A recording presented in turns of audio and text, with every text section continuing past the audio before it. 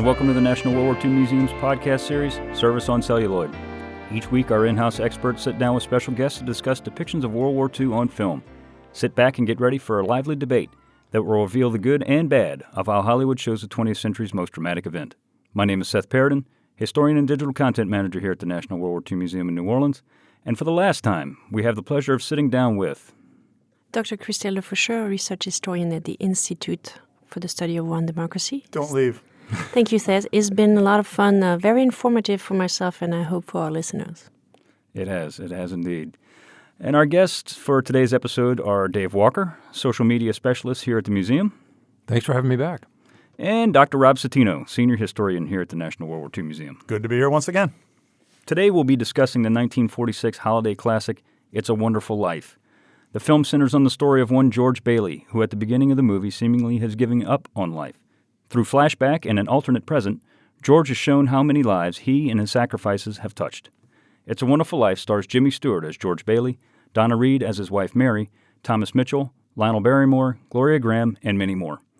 The film was a financial disaster upon release, yet a critical success. It was nominated for 5 Academy Awards, including Best Picture.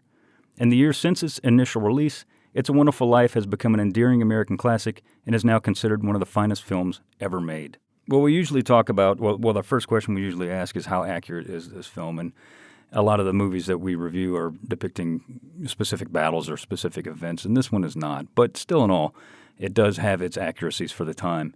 And Rob, because you're sitting right next to me, I'm going to start off with you. In your opinion, I guess you could say how accurate is It's a Wonderful Life? I believe every event in this movie actually happened in reality. Documentary. It's a documentary.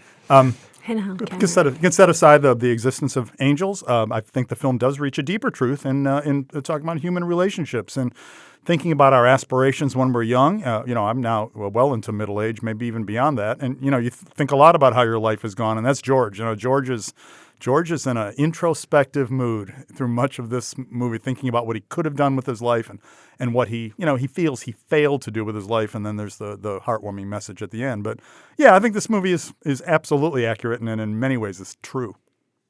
I think so, too, as far as the big themes. Its power is in its message about faith and family. I'll speak for myself. Family saved me from being a Tom Waits song, basically. And Dave, you are a Tom Waits song. No, it would have been much worse. But I think that's like the enduring success and strength of this of the film, and also its accuracy sort of hinges on where you fall on the angels question. But we know where you stand, Rob. So. Good.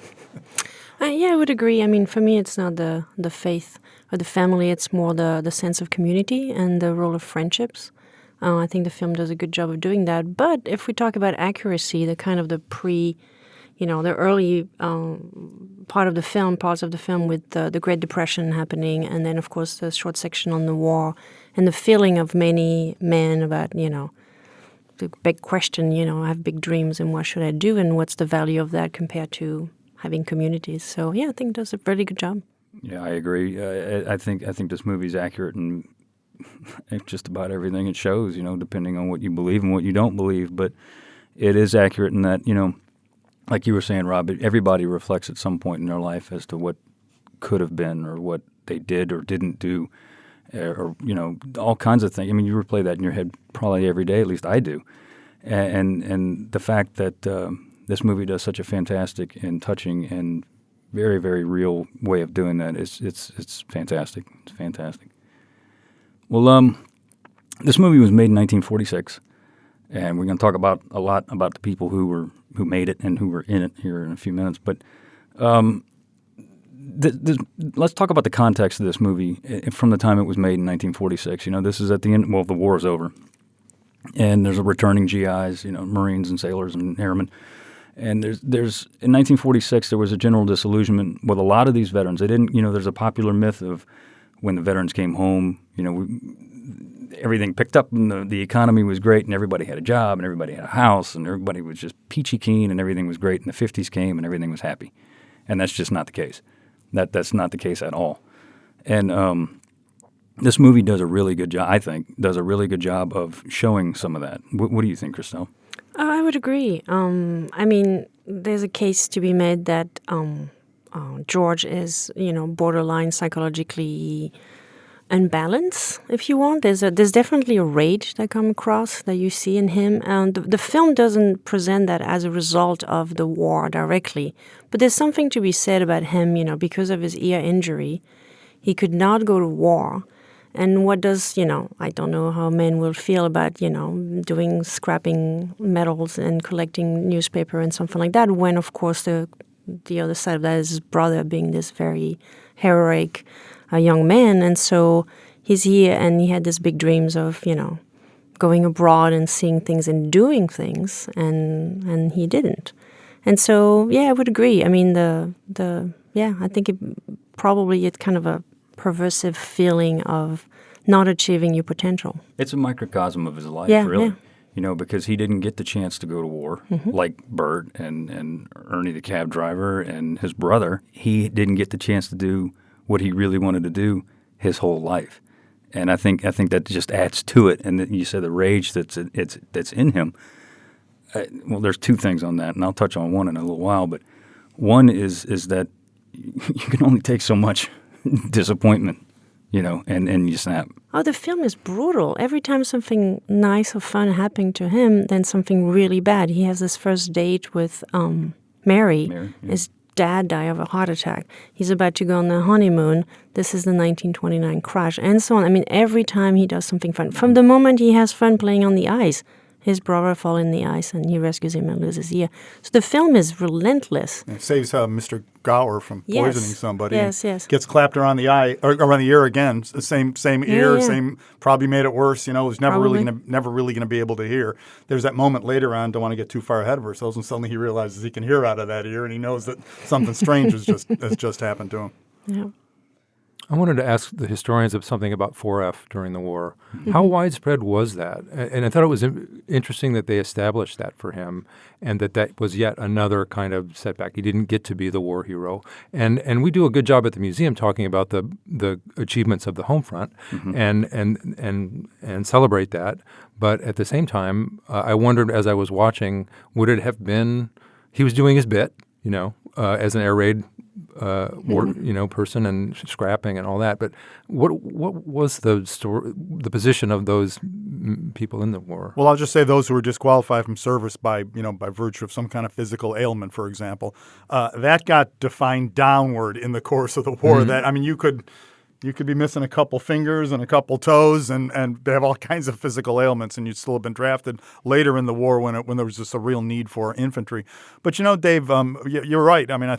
I think that George Bailey clearly did his part in World War II, but he is an apparently able-bodied guy walking around. When your son and your father and your brother, they're all gone, and some of them are coming back broken, and some of them aren't coming back at all. And so I think if you ask anyone, I've talked like everyone here at the museum, we talk to folks from that era all the time, and you just hear that all the time. Things like somebody like Harry Bailey, you wouldn't know what was going on inside him, but he looks healthy enough to be fighting, certainly if they took my son. So, I think I don't think this film is really attempts to go that deep into what it means, what masculinity means or what it means to be a man. But I think there was this general unspoken assumption that, men went off to war, and his little brother went off to war and became a war hero and saved every man on that transport, as he says later on. But George didn't go to war, and I think that is something maybe that's eating away at him a little bit in a time when the most common definition of being a man was that you put on a uniform in the course of World War II. And audiences in 46 probably read it differently than we do here now. I mean, could well be. Yeah. I don't know.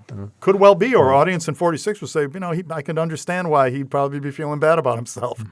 If you know what I mean. And not only are all his friends and family go to war, they also do something, very manly or warlike. Like they're not cooks or, I don't know, doing something with supplies. They're actually fighting and be Yeah, one of them was in North Africa. Another one was exactly. a paratrooper, and his brother, of course. Yeah. I mean, it's very evident in George's character that, he's missed out on a lot. And this is just another thing. But the reason that's interesting is that the reason he missed out on so much is because he's good-hearted and wants to do the right thing. So it's not he missed out because he made, well, we could argue if it was bad choices or not, but he didn't act the right way or whatever. He was trying to do the good thing, and it's almost like as a punishment, he's stuck there. Good thing defined in this movie as doing things for others. As Exactly, constantly exactly. Selflessly giving Exactly. of yourself in every possible Yeah, context. yeah. Every time there's a decision to be made, George decides in favor of the other person rather than his own will. I mean, that's the source. And while every time he did that, maybe he also had to swallow a little bit hard because, as you said, Christelle, there's a certain amount of rage in this character, as we definitely see at a point in the film. Well, there's a scene in the movie when Harry Bailey comes home. This is before the war. When he comes home from the train, he gets off the train and he's got his wife, and I cannot remember her name right now, the character's name, his wife's name. Mary. No. That's Harry's wife. Oh, Harry's. I'm sorry. Regardless, he gets off the train. Harry Bailey gets off the train, and George is ready to go. Mm-hmm. He's got his passport. He's got his brochures. He's going to go on a tramp steamer and do his thing across the world and do his deal finally. And his brother's coming to take his place at the building and loan. And then, boom, Harry's new wife drops this nuclear bomb that Harry's not going to work at the building and loan. He's got a job that her father's offered him. And you can see it in Jimmy Stewart's eyes. It's the sheer, unadulterated fury and panic and terror all in one scene because he knows, I am stuck here. Mm-hmm. I'm never getting out of this damn place, and there's nothing that anybody can do about it. I am here till the end. That's one of the best shots in the film, I thought, because the camera follows him right on his face the whole time, and then back to where he rejoins the group and he lights up again. But you just you bleed for the guy. It's so sad. Yeah, his heart and his aspirations are crushed in that one moment, and he knows right then and there that all the other times that he's had to put off what he wanted to do, there's always been that other opportunity, Mm-hmm. and this is the last chance, and it's gone. Yeah, and he knows it. And he swallows it, and he just goes. What's interesting is that people rarely talk about Harry. I mean, there would have been a case, one could argue, there was already this understanding that George would not go to college and instead would use whatever spare money they would have to send Harry to college for 4 years. And he's been waiting, he's been working, and the understanding was when Harry come back, he will take my place. People never talk about Harry not, in a certain sense, honoring his part of the bargain. He just met his wife, and he has a good life, and he goes away, and he's like, I don't know, he's not a good guy, quote unquote. Yeah. Well, I'm sorry, right? He does offer to stay, but George yet again, basically, I cannot remember his wife's name, but yet again, we'll call her Christelle. No, I don't know.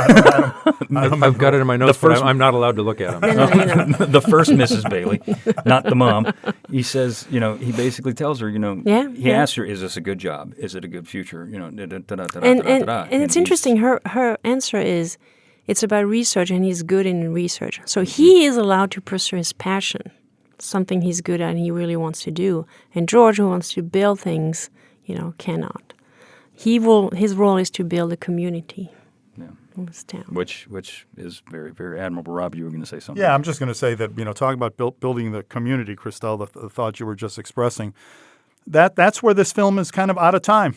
World War II accelerated many changes in American life and caused other changes in American life from the start. But the one it accelerated was the kind of, diminution of small-town life in America. And, our director, Seth, you've already tipped off. We're going to be talking about, director and the creators of this film in a bit. Our director here is clearly looking back at a nostalgic view of an America that is rapidly disappearing. Maybe it's why some audiences at the time didn't get the film. Maybe it's why we love the film today. I don't know.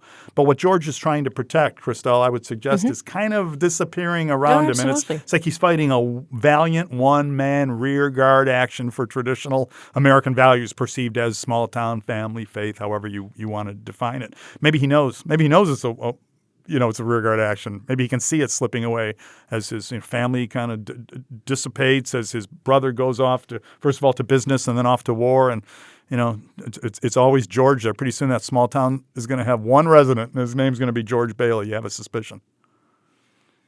Well, this movie was made, as I said, in 1946, and so it's obviously post-war.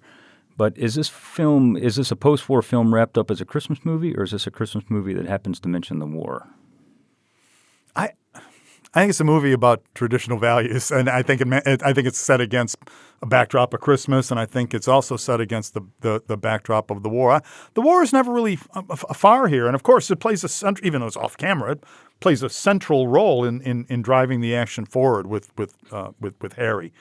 With George not able to go off to war. So I think it has a lot of elements, but I think, I think the film's being made to make a statement more about those traditional values, about family and friendship, than either Christmas or World War II.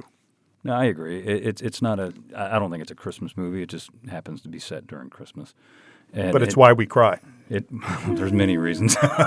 Seth and I have already admitted dirty little secret about our reaction to this film. Like a baby, every time, blubbering baby on the sofa every year.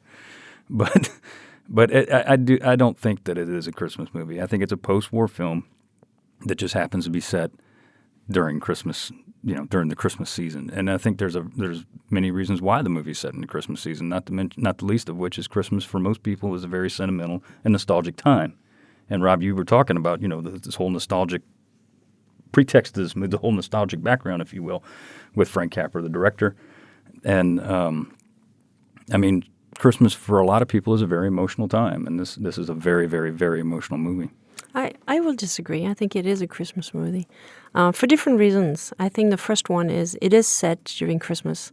The film was as it premiere on December 20th, so there was definitely shooting for a Christmas event. But the whole point of the movie is recognize, the value and the importance of family, of faith is one, if one has faith, and, friendship, family, community. And I think this is what supposedly Christmas is about. It's not about buying presents and getting crazy. It's about taking a moment throughout the crazy year to pause and to say, yes, I recognize, I appreciate the people around me and I value them and I want to, acknowledge that. And I think that the movie does that. In the end, this is that. Like he felt like, he missed on so much. And one of the last scenes is all those people he touched on their lives. They come back and they, quote unquote, pay back to him, which is literally, but also, metaphorically. So I think for me, it is a Christmas movie. I wondered all the way through how it became that, only because after the opening minute, it goes way back in the century. It takes almost an hour and 20 minutes to get back to Christmas. Correct. And this is some kind of long movie. Yeah, it is. I didn't remember it was that long. 2 hours and 10 minutes. And I imagine people watching it for the first time, as I did the weekend before. That's impossible, Dave. None of us believe it in this room that you had never seen the film. I am French and I've seen it like 10 times. What is wrong with you? And I had to kind of analyze it as this tradition that doesn't really. Only a few minutes of the movie are about Christmas, and yet it does. It hits the notes that are just right for the season, and a lot of that is melancholy, as you point out, Seth, and which I think is a big part of the appeal. And the payoff was there finally, but it was 2 hours into it before Christmas came back. I will just share some private story with you for a moment. I saw this movie. I've seen this movie so many times I cannot count because I sort of got on board in the late 70s when it first started being shown on network television over and over and over again. I watched it multiple times. But the first time I saw it, I didn't know anything about the angel. Anybody was praying for George. I missed the beginning. I missed the whole heaven scene. Right. I just saw George run to jump in the water, and then he could hear, and I was completely baffled. Then I found out there was an angel, like the second or third time I watched it, and then I finally found out there was this frame at the beginning where you see an angel sent down people. Please pray, pray for Daddy. Make it all right for Daddy. And you realize people are praying for him. But David, it is a long movie, and it took me multiple viewings to kind of realize just the entire film in its wholeness from that opening sort of scene to the late angel gets his wings scene. So when you say this is a long film and there's a lot going on, and how is it Christmas when there's only a couple? As far as I knew, it was a movie about a guy jumping in the water. First time I saw it, and I sort of gradually kind of built the rest of the structure around it. But for me, that's one of the strengths of the movie and why it's a classic, because there's so many layers, and I think a lot of different people can read a lot of different things in it. And so that's why it's played again. And by the way, one of the reasons it's played constantly is because the producer forgot to renew the Copyright. the copyright, and then the TV noticed that and started playing in right and left, and then there it was. And there's a really crappy colorized version of it There too. is. so, yeah. Please do not No, watch the please don't. colorized Oh, wait, version. The Please do original's not. black and white. All right. I'm kidding. I watched the black and white. I knew that much. I knew that much at least. 46. Yeah. You know, if I can just throw in, because you've introduced his name. You know, Frank Capra is one of the great American directors, and matter of fact, did some great work for the Signal Corps during World War II. The Why We Fight series, which if anyone out there hasn't seen, you really should take a look at. But you know, Frank Capra openly made this movie as a nostalgic exercise. He in his memoirs, he talks about making all his films, and you know, it's gained a kind of double nostalgia. Frank maybe had a bit of nostalgia for the old small town life he saw disappearing around him, and now we watch it in the 1970s, 80s, and up until the present day, and we have kind of a nostalgia for the world that Frank Capra put together. But you know, I'll introduce what Capra himself called this movie, Capra Corn. You know, Hollywood's been using the word corny for a long time to mean just what we know it means. It's a Hollywood term of great antiquity from the 20s. And you know, Capra knew what he was doing here. He's deliberately trying to make what you might consider a corny film, overtly, unabashedly sentimental about traditions that perhaps he saw as being under fire in his own day. So I just want to put that in. This is a Sicilian immigrant who, you know, believed that he was the embodiment of the American dream. And I think the film really reflects its director, and all films reflect their director. I think this one particularly so.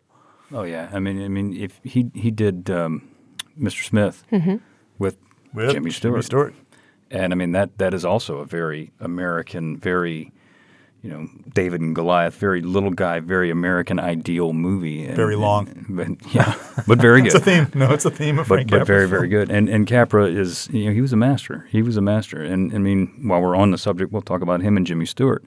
As you said, both of them Frank served in World War II with the Signal Corps, and he made the Why We Fight series, and he made a couple other ones too. And frankly, I don't recall what the names of them are off the top of my head right now. Why We Fight is the most famous ones that he did.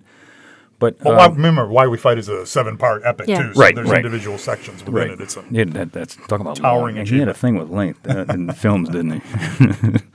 But the star of the movie is Jimmy Stewart, and you know, Jimmy Stewart is I don't have a list, but I would imagine that he's right up there with, you know, one of the most endeared American movie stars of all time, because he's Mr. Nice Guy. And in most of the movies that he plays, including obviously, especially this one, but Jimmy Stewart served in World War II as well. And Jimmy Stewart had some serious combat time over Europe with the 445th Bombardment Group. B-17s? B-24s. B-24s. Yeah, he flew 24s. And he had this thing, you know, I don't know, we don't want to necessarily get into a biography of Jimmy Stewart, but he had this deal. When World War II began, he absolutely wanted to get out of Hollywood. He was done. He was sick and tired of the lifestyle, and he wanted to get out and do his part. But I forget how old he was, but he was older than he really should have been at that time, or too old for combat service for sure. I like older than he should have been.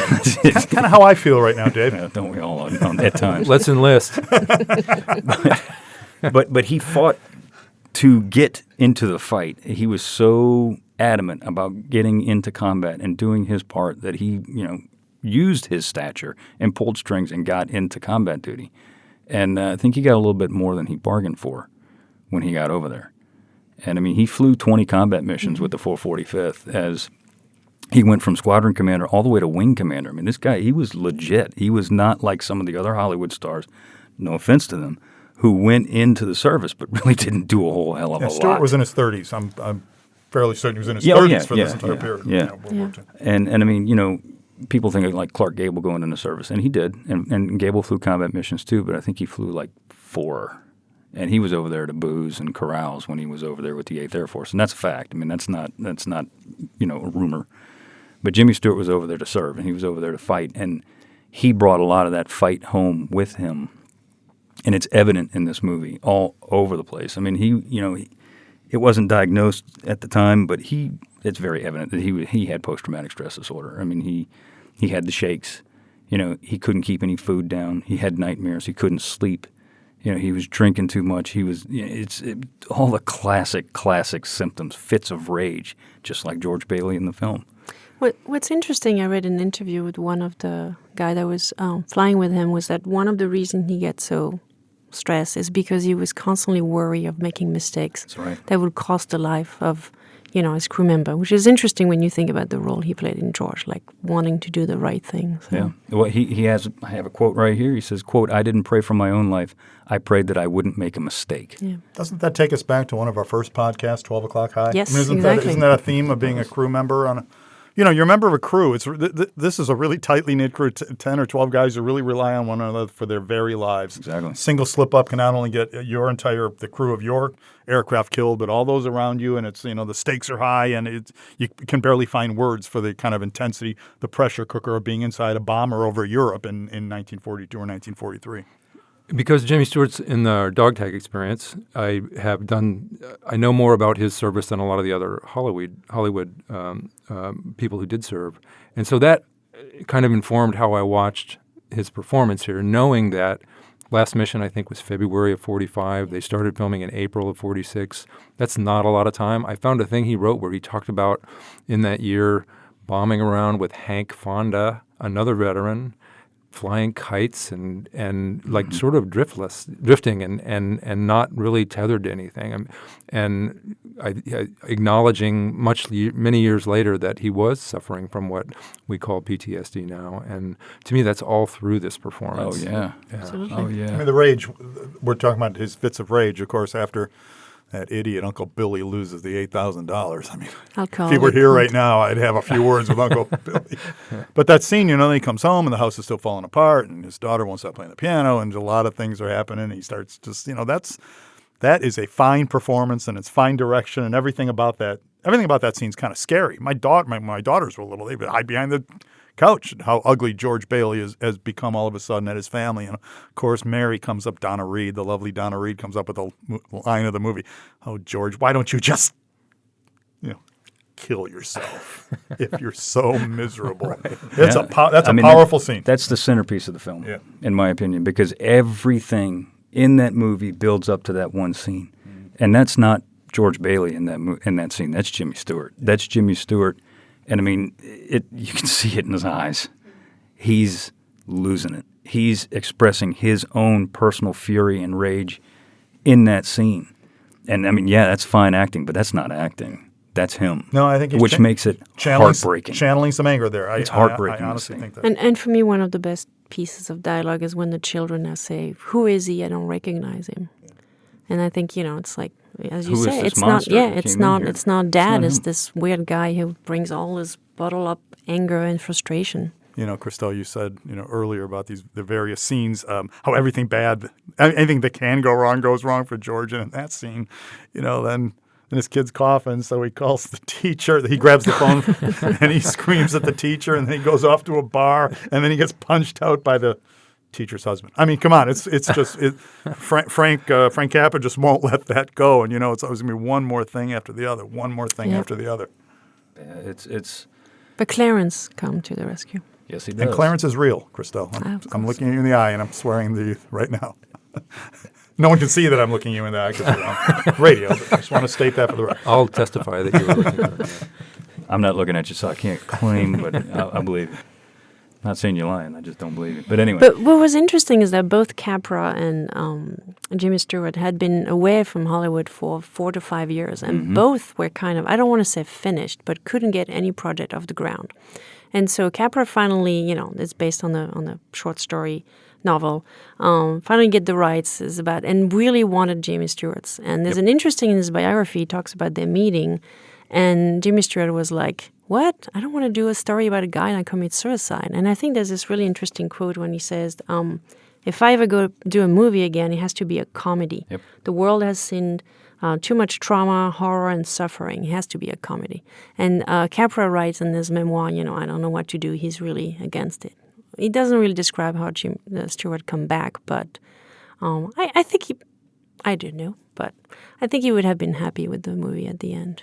Because I think there's dark moments, but in the end, it's a hopeful film. Well, again, this goes back to the whole thing, we were talking about, is it a post-war film? And it is, because, these young men and women had been away from home, overseas, doing really spending the prime of their youth, prime of their lives on this noble effort. Yep. Don't get me wrong, noble effort, but they've seen the prime of their lives gone. Yeah. Poof, 2, 3, 4, 5, however many years you were in the service. You can't get that back. It's gone. And George sees this. George sees this. He spent so much time doing things for other people, and it's gone. And this time you can't get it back. And the veterans are doing the same thing. They're looking at this, and I can identify them with this. I can see this going through their minds, and it's very powerful. And you're right in that Jimmy Stewart and Capra were, as you said, Rob, we're kind of drifting around because, like many veterans, they came home, they didn't have work. It was just a quick note. Stewart actually mentioned Gregory Peck as one of those young guy having taken his job, and it's interesting because we reviewed here at 12 o'clock high. So I didn't know that, and I'm thinking about it. Wow, Gregory Peck was your nemesis, and Wonderful Life is way better than 12 o'clock high. So well, we could won in the end. We could take a vote amongst the 6 of us sitting here in this room and see how that would go. Totally different films. I'll just say this too. So George didn't go to war, but the war has changed the world, and George really hasn't changed. And this is, he's working at a small building and loan, giving out home loans apparently one at a time. He could have got in business with what's his name? Hee-haw. Sam Wainwright. Sam Wainwright has offered a business opportunity by Sam Wainwright that apparently would have made George pretty wealthy by now. But that's it. I mean, the world has changed. The world has kind of moved on, and there's George still having his uncle deliver the monthly receipts in an envelope with a string around his finger to the local bank. It's in other words as if trying to pretend in a sense that nothing has changed. So, I think that, George is becoming unhinged. He is unbalanced. Christoph's got an ear problem. If we think about that, it was a good choice of malady to give George. He is unbalanced. So one of the things that's unbalancing him is that he's been unable really, I think, he and those who are closest to him to navigate those changes. I feel a bit uncomfortable saying all this stuff about It's a Wonderful Life. I'm not sure if Capra was really into that whole theme at all. But of course, you make the film and then people watch the film and they watch it in their own time. And once you've created a work of art, it gets received. And, that's how I've seen it. George is a great guy. Small Town Life was fantastic, but Small Town Life is fading away, and George might not have a role in it any longer. And that's, you want to talk about a miracle at the end. He's kind of rescued from that by a series of improbable events. And I would agree with you. There's this weird, dated, I will say, pitting against the small town and what happens in the alternate universe when everything is, a nightclub and movie. And I was like, that looks like a lot of fun. Potterville's my kind of town. I prefer that too. I'm exaggerating, but it's actually the very big city life that he was wishing for.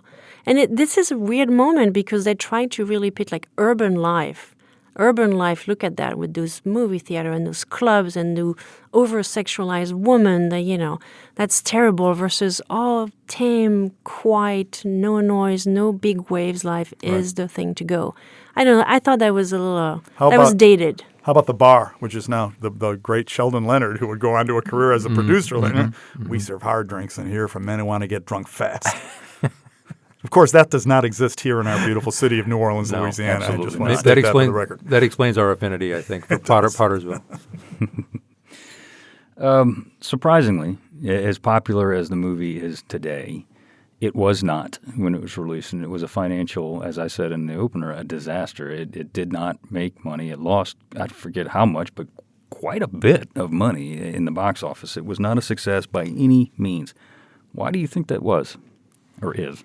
Capra's production company went out of business, went broke. Liberty Films, you see the Liberty Bell or the facsimile ringing at the beginning of the film. The picture in some ways ruined, not Frank Capra, but the sort of the consortium that had put that together.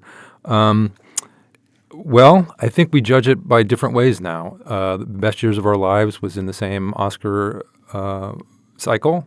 It came out within a week of each other, and had It's a Wonderful Life come out just 3 or 4 weeks later and actually 47 instead of 46, there might have been a different outcome to that. And it was nominated for a bunch of Academy Awards, again, which is why how movies are judged out of the gate, in addition to the box office. Only won one, and that was for special effects. It was for the fake snow, which was a pioneering technique to create snowy Bedford Falls in what was actually Encino. In June. In June, April through June, and many of the snowing scenes were shot when it was 90 degrees. So at any rate, back to the question, I think, I read some of the original reviews, and they were benign. Yes. Not one of them said people will be watching and loving this in the next century. It was not immediately received as a classic, and I think that's because of the nature of the film. I think maybe repeat or multiple viewings reveal that, and where a critic wouldn't do that, then you'd see the movie once and that would be your opinion. I don't know. I'm thinking back on the stuff that I read, and none of them said instant classic. Yeah, I agree. No, I agree with you, Dave. And I mean, I can see where where the critics were coming from too. I mean, like most people around here, I've seen it a bazillion times, and I remember watching it when I was a kid. When you're 9 and you're seeing it, you're not getting any of this. You don't understand any of this. This is way over your head. Just like The Angel, though. That's right. That's right. No, very true. But you don't get any of this stuff. I mean, again, I've watched this movie a ton of times, and it really didn't start resonating with me until a few years ago. Not saying that I didn't like it, because I did, but I didn't get it. And I think it is one of those films that you got to watch it several times, and thankfully it's on quite often. You get to see it, and the more you see it, the more you understand it, and the more you appreciate it. Go ahead, Crystal. But isn't it, you say a couple of years ago, isn't it when you start having a family and Absolutely. children and thinking about the value of this relationship? Absolutely. I think for me this is when the movie resonates. But you go back to what Dave was saying. It came out the same year, Best Years of Our Lives. And we reviewed this film here. We talked about how we know how the film resonated with veterans. Mm-hmm. And if you have those two movies and you're a veteran and you want to watch that, I mean, which one is going to, resonate more with you? This almost, I mean, the New York Times reviewed it and basically, I don't remember the exact wording, but something like, it's good, but it's syrupy. Like, it's a little over the top, Barrymore is totally overplayed and things like that. So they really didn't like it right away. They thought it's almost out of touch with this feeling that we talked about coming back and having just finished this horrendous war that lasted, well, depends on when you count. Anything from 10 to 6 years. 4 years for the Americans. But, you have 400,000 American families who have lost a son or daughter in the course of this war. I don't know how many millions of those who are wounded. It's the nation, the world is trying to bind up its wounds after the worst war in human history. And I completely see why this film was not a hit with audiences in 1946. If Best Years of Our Lives was a hit with audiences, I don't think both of them really can work in the same conceptual space. And how many veterans were the available audience in that first year? I mean, everybody was home, and if you could choose, occupation, et cetera, were not, but the available audience in the States, then if they were going to choose one, that's a good point. Even if young men went off from a small town, they had been changed radically by the war when they come home, and probably the verities of small town life maybe weren't really what they wanted to be thinking about at the time. I think part of it is that in Best Years, which is another masterpiece, everything is put right in front of your face. If you're a veteran and you're watching that, and you're like, "Yep, I can relate to that. I can see this. Yep, I've dealt with that. I got nightmares. Whatever." Variety of things that are shown in that movie. This movie, as I said, it took me a long time, and yes, it was after I had a family and things like that. But the meanings are hidden. I think they're a little deeper in It's a Wonderful Life. Subtle. And Best Years, boom, they're right there in front of your face. And it is more relatable to somebody who's going to go to the movies and see it one time. Well, now that I think about that, I mean, the audience was a little bit more female than male, I think, even in the 40s. And so I don't know why if we take, the point that the audience was majority was female, why would women not like that movie so much? Well, again, let's say, the vast majority of the 400,000 plus killed were men. The vast majority, I don't know the exact percentage, but one of them had a wife, sister, mother, daughter. So they're just maybe nobody was in the mood for this kind of isn't life wonderful. It is kind of it is a funny thing to be declaring at the end of a global war that killed, so whatever the number is we accept now, 60, 70 million people. The title of a movie called It's a Wonderful Life. Maybe, there could be some other titles you might want to think of, and Best Years of Our Lives is ironic. It's, it is, because you're giving up the best years of your lives. But It's a Wonderful Life is not ironic. It's declarative. It's declarative. Right, And I think that might have a lot to do with, again, I do think you can analyze audiences by gender. I think that's actually a very interesting way to analyze audiences. But sometimes I'm not sure it's always correct. And I think that even many women would have said, really? Wonderful Life? My husband came home an alcoholic, or my husband didn't come home, or just came home with one leg. I'm not sure exactly how wonderful a life it is right now. Right, and I want to go watch a guy full of rage and frustration working through his life. I mean, because he's unhappy that he didn't get to go to war. Right. Or if we want to read it that way. So I don't know. I think there's a few reasons why this, hey, the audience is sovereign, right? They go see whatever they want. And I think there's a few reasons why they didn't go see this one in droves at the time. Why do you think it's so successful today? I think Rob made a good point that we are looking back to this small town life. It's not per se the small town life. I've lived in a 500 inhabitant village. I would never want to go back to there. It was really small. But it's a sense of community, I think. Neighbors, people know each other. You know the cab driver, you know the cop, you know the bank guy. You know each other, and you're there for each other in times of crisis. And I think, we don't have that as much now than we had before. Yeah, I would think about when it became popular, and I don't have these statistics in front of me, but at least it came into my consciousness. I was culturally aware, a young guy in the 70s, came into my consciousness in the late 70s, post-Watergate, post-Vietnam. Country seemed more divided than it had ever been, something we say about the country today. Maybe all generations of Americans say that. But there was something about that, post-oil shock. The economy was in the tubes. There were a lot of reasons in the 70s to look at a movie that kind of celebrated a simpler kind of community and did so, in a very, very skillful way. Our arguments about whether this movie was out of step or not, or whether it was really reflective of the feelings of the time, it takes away nothing from the artistry with which it's made. It's a fun movie to watch. It's attenuated compared to movies we see today.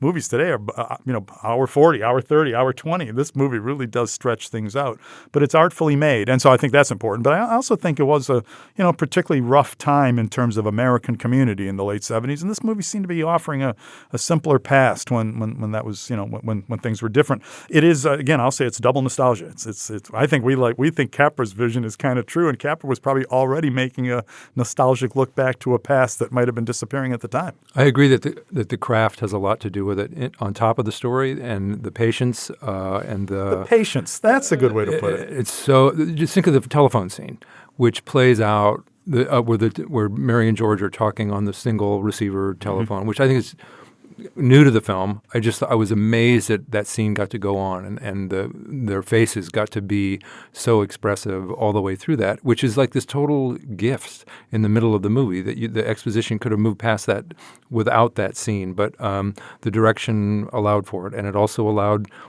multiple other moments. Just the way Donna Reed is framed in her first 2 or 3 appearances, I thought to myself, why we fight?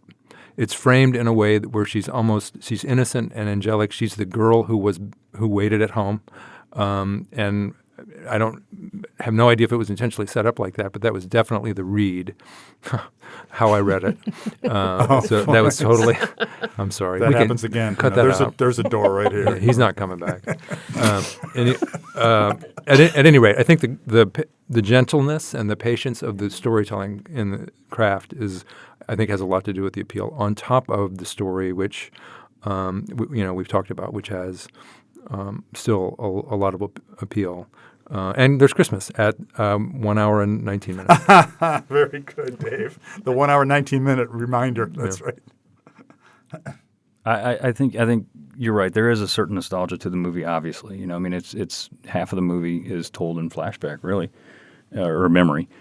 But in my opinion, the appeal of the movie is the overall message, which is, especially in today's world where, everybody gimme, gimme, gimme and all this other stuff, and I'm not going to go on a political rant here, but suffice it, you don't want me to, believe me, but just suffice it to say that in my opinion, the overall message of this movie is that if you do good for other people, eventually, maybe, just maybe, those good things will turn back on you. And I think that's appealing because we all want to believe that. We all want to believe that, you want to be the best person you can be all the time because, A, that's what you're supposed to be, and B, just maybe, that it will help everybody around you and your little bit of, whatever it may be, whatever you do for somebody. If I hold the door open for you today, maybe you'll do it for somebody else tomorrow. And that's just something that resonates in this movie with me, and I think that's one reason. That's, I think, my opinion, the major reason that this movie is as popular as it is, because it shows a very bright side of human nature and a dark side. I think for our purposes, why we like it today, though, being black and white and being back in the era and maybe even being in the World War II era is crucial to its appeal. Oh, sure. Even if World War II isn't referenced that often, it's definitely it's the backdrop. Everyone who watches that movie knows. I mean, because Hollywood's made that kind of movie before, Pay It Forward or whatever. Hollywood makes these kind of feel-good movies all the time, and some have not. Most do not endure, and some are pretty dreadful. But there is something about this being kind of a historical artifact in and of itself. You can see it. You're immediately dragged back into an older era. Black and white is one thing, but it's in just the entire way the movie is structured. Longer scenes than you're used to. Could the whole Buffalo Gals scene have been excised from the movie with no injury whatsoever in the plot? Probably. But even the attenuated way it's made and the black and white and the era, I think that's all important. It not only has a nostalgic message, it looks nostalgic. And I also an oddly appealing thing about it to me was the darkness in it. Mm-hmm. What Potter says, what he says about that sort of mid-century state of capitalism, and I'm there's tons of really smart writing about this aspect of the movie. I dove into it and am fascinated by it, but I think the building and loan business was set to boom in 1940. Right at the time when things got better for George, he was going to build the Bedford Falls version of Levittown. I mean, he'd already started on it. And that was a great time to be in that business. At any rate, some of the darkness beneath all of it, to me, is very appealing. Potter's doomed as well. I mean, really, his way of doing business. It's all going to be big, multi-acre tract housing for returning veterans. Something George is keyed into. We'll all do our imitations later. That doesn't mean Jimmy Stewart, but I promised to do Lionel Barrymore dressing George down in due time. I would agree with Dave that I think the fact that there's this relatively long section that is very dark, I think it's good for the audience because we like to be scared and we like to see that in the end the good guy is still coming ahead. So if you didn't have that, I think it would not be as powerful. Potter reminds me of the evil queen from Snow White.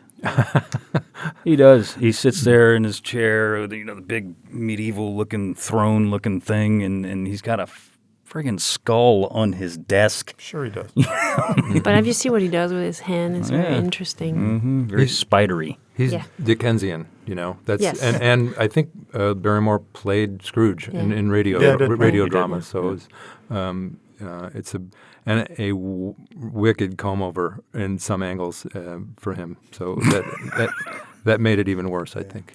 It also I'm reminds frightened me just thinking about talk about darkness. Well, Dave, you mentioned Levittown. Can you talk a little bit about that? Yeah, well, the Bailey Park was actually a real development, not named that, but it's sort of north of the Rose Bowl near the San Gabriel Mountains, and it still exists as a neighborhood. You can go and walk where George and Mary walked, and the houses, many of the houses are not changed that much. There's tree growth, it was all desert and pre-landscape.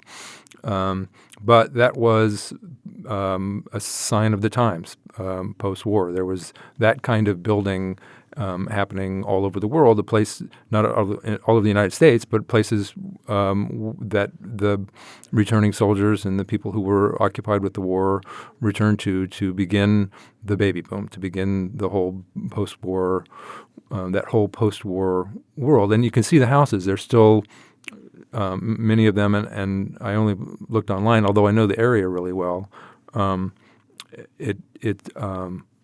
Which and in the film, those are the only real buildings in all of the film. All the rest of it was shot on completely synthetic made backlot structures. They memorialize this at all in this Levittown from the era? Do anyone know? Like, can you just say It's a Wonderful Life filmed here? Or? And I don't know if there's anything done on site, but there's websites because this film has this huge. I mean, you can swim in the trivia and the location aspects of the film. But this is one of the things where people have gone out and taken pictures and done sort of side by side photos of the then and now.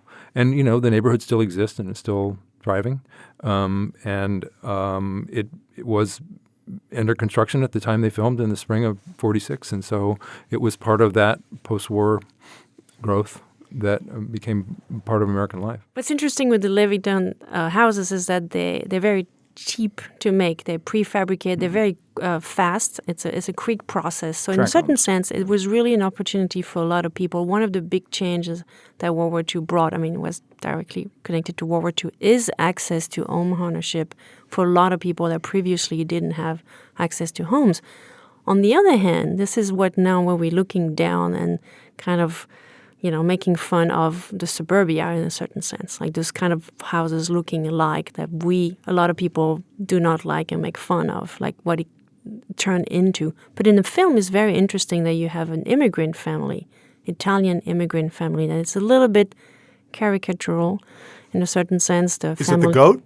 Yes. I'm speaking here as a card-carrying member of the tribe, as I think. Yes. The lone Italian in the room. So the Martinis, a Martini. very children-rich family. I don't know. I think I counted 8 with a goat, heavy accents. He's going to have a restaurant. So it's very cliche, but it's very interesting that this is the very population that have access to this houses. And remember when Lionel Barrymore Potter says to George, go back to that riffraff you love so much. I know you're not going to do that. You know why? They'd run you out of town on a rail. It's just his own contempt, Potter's own contempt for the non-wasp. He calls them garlic portion eater, of the populace, right? Which was a very common insult for Italians. Garlic eater. I've heard them all, Christelle. Another way his world was going to change, Potter's world. Yeah. Yes, he can have Mr. Martini in his face for the rest of his life, whether he likes it or not. Mm-hmm. Well, this movie, as we've said numerous times, is an annual ritual on American television, and most of us, Dave, have seen this movie numerous times over the years, and we all have our own personal memories from this film. Rob, what about you? Curled up with my girlfriend on the couch watching It's a Wonderful Life in 1978. That's all I'll say. Well, now my wife. Same woman. I was going to say, Get it straight. Does Roberta know about it? Christelle? Coming from France, although I used to watch a lot of film, including a lot of American film, I actually had never seen this movie growing up as a kid or even a young adult. So I saw it, I think, for the first time in 2002. And to get a little personal, it was my first trip to my in-laws, so to speak. I was very nervous. And what was very interesting is that it was a house full of people. It was Christmas, full of family, and then very noisy. Very noisy. The Smiths from New Orleans are very noisy. And suddenly the movie started and it was quiet. And all age, cross-generational, everybody was quiet. First time is, I swear, like 48 hours, they talk nonsense. But for that film, for the 2 hours and 10 minutes, people were quiet and were watching the movie. Dave. That's a good one. That's good. Dave, what about you? I realized it was on in rooms that I was occupying. And there was a long period You where were talking during the film, that's why. But there was a long time period where I didn't own a TV. And then I was like, my job for 20 years was watching television. And I had a rule that I wouldn't watch anything that had ever aired before because I had so much new stuff to preview and watch and, in a time when there was lots of good television. So that's probably why I never got around to watching it. I needed to be invited to talk on a podcast and talk about It's Wonderful Life. And so I'm glad I did because I enjoyed big big pieces of this, and I'm fascinated by everybody's take on why it has endured. And I wish I could have been the critic who wrote in 1946. People will be watching this and loving it in 2018. I'll toss in something real quickly. You keep saying 2 hours and 10 minutes, but of course, if you're watching it on TV back in 1977, it's closer to 3 hours. That's right. Yeah. You know, Even but again, now. I know many of our listeners don't remember a time when movies were interrupted by television commercials. If I'm not It's mistaken, a long film on TV, 3-hour film on TV. If I'm not mistaken, when it airs on broadcast TV, they still put commercials in it. I don't watch it on broadcast. I'll put the movie in and watch the movie. But anyway, I have a lot of memories of this movie. But as I said earlier, that it really didn't resonate with me hardcore until a few years ago, and to me, it represents everything that I hold dear. So I love this movie. Absolutely love it. And Seth, is that a tear in your eye? It may be. Okay, just wanted to verify. Well, Dave, I'm to start with you.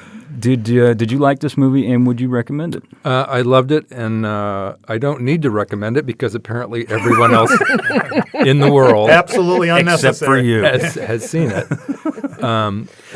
I've loved sort of digging into the making of it, and understanding that time period and all of the players' lives. I read one quote by Capra that it'll be the last thing I said. He said, "What it's about is that no man is a failure," and I thought that simplifies it and crystallizes it in ways that I think are really solid.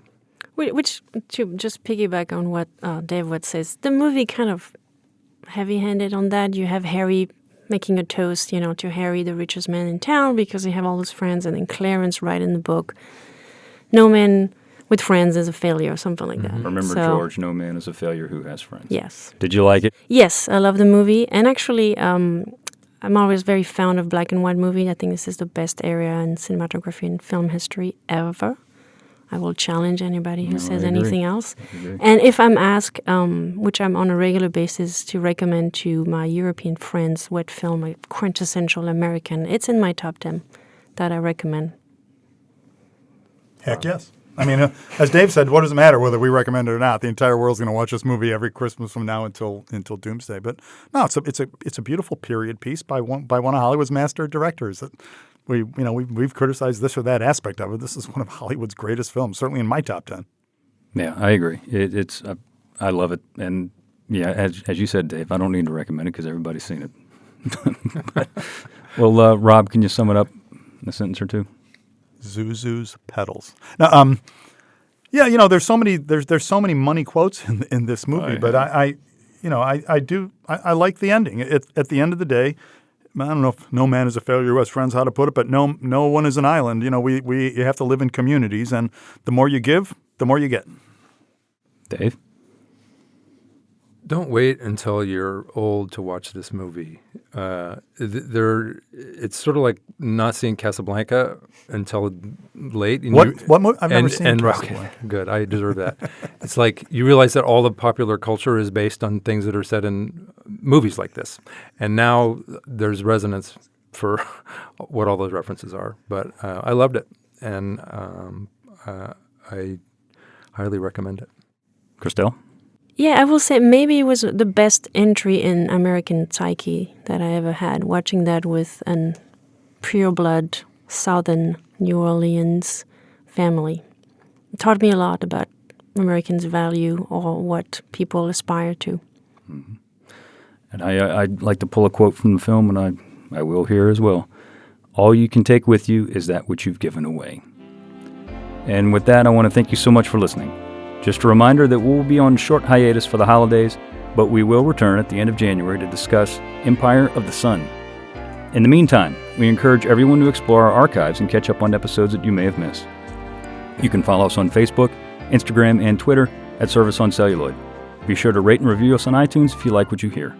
I'd like to thank everyone who made this podcast possible, our producer, Tessa Jager, and our sound engineer, Jeremy Burson, and Christelle.